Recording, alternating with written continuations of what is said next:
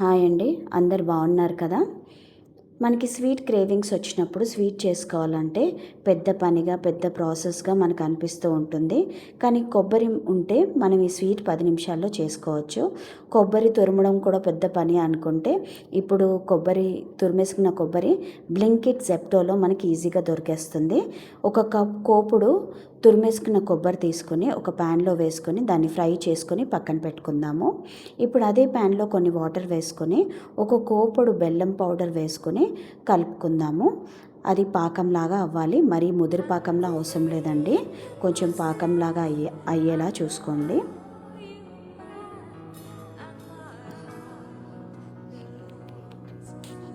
ఇలా అయ్యాక ఇప్పుడు అందులోకి మనం ఫ్రై చేసుకున్న కొబ్బరి అందులో వేసేసి కలుపుకుందాము. అలా కలుపుకుంటూ దాంట్లో మనం నెయ్యి కూడా వేసుకొని కలుపుకోవచ్చు. ఒక 2-3 ఇలాచీలు కూడా దంచేసి అందులో వేసుకొని ఇలా కలుపుకుంటూ ఉండాలి. పాకం అంతా దగ్గర పడేదాకా కలుపుకుంటూ ఉండాలి, అడుగంటకుండా కలుపుకుంటూ ఉండాలి. ఇలా పాకం అంతా దగ్గరికి పడి కొబ్బరి ఇలా తయారవుతుంది. అప్పుడు మనము స్టవ్ ఆర్పేసుకుంటే ఎంతో రుచికరమైన కొబ్బరి స్వీట్ రెడీ అయిపోయింది. ఎంతమందికి స్వీట్ నచ్చిందో కింద కమెంట్ చేయండి. అలాగే మా రెసిపీస్ కనుక మీకు నచ్చినట్లయితే లైక్ చేయండి, షేర్ చేయండి, ఫాలో అవ్వండి.